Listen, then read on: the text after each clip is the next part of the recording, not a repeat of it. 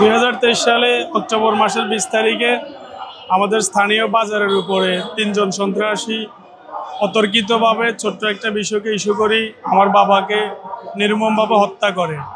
হত্যা করার পরে তখন আমার বড় ভাই বাদী হয়ে হাতিয়া থানায় মামলা করার পরে তখন 1 নম্বর আসামিকে ঘটনাস্থল থেকে পুলিশ অ্যারেস্ট করার পরে আর 2 জন পলাতক ছিল।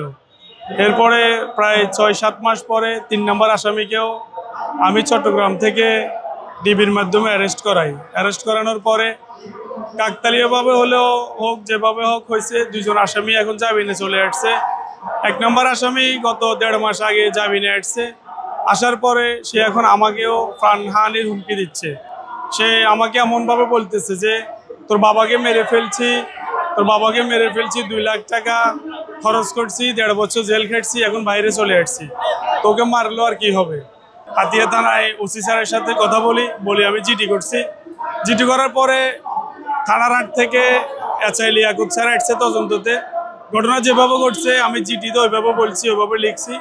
লেখানোর পরে ঘটনাস্থলে এসআই লিয়াকত স্যার আসার পরে আমি যেরকমটা জিডিতে লিখছি বলছি ওরকমটা উনি প্রমাণ সহকারে পাওয়ার পরে ওনাদের থেকেও আর আমি ভালো কোনো রেসপন্স পাই নাই।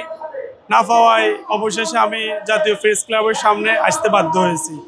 যদি দেশের বিচার ব্যবস্থা এতটাও দুর্বল হয়ে পড়ে, যদি দেশের বিচার ব্যবস্থা এতটাও নর্মাল হয়ে পড়ে, তাহলে খুনিরা অপরাধীরা অপরাধ কর্মালয়ে বাড়তেই থাকবে। আমি চাইতেছি আপনারা আমার বাবার হত্যা যারা করেছে তাদেরকে শাস্তি দেন, তাদের প্রাপ্য শাস্তি তাদেরকে দেন।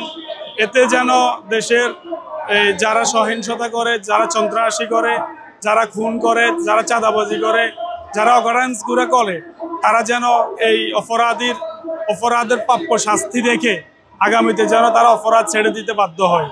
আমি আর বেশি কিছু বলবো না। আপনাদের দেশবাসীর কাছে আমার বাবার হত্যার বিচার চাই।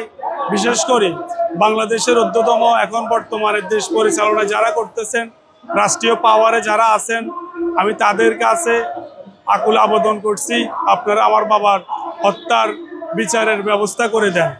আমি রাষ্ট্রদ্রোহী কিংবা ইসলাম বিরোধী কোনো কিছু করি নাই, এখনো করব না। আমি আইন নিজের হাতে তুলে নিই নাই, এখনো নিব না। আপনারা যদি আইনিভাবে আমার বাবার হত্যার বিচারের ব্যবস্থা করে দেন তাহলে আলহামদুলিল্লাহ।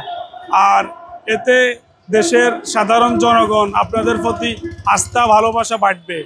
আমি বাংলাদেশের প্রধান উপদেষ্টা ডক্টর মোহাম্মদ ইউনূস স্যারের প্রতি আকর্ষণ করে ওনার প্রতি অনুরোধ করছি উনি যেন আমার বাবার হত্যার বিচারের ব্যবস্থা করে দেন।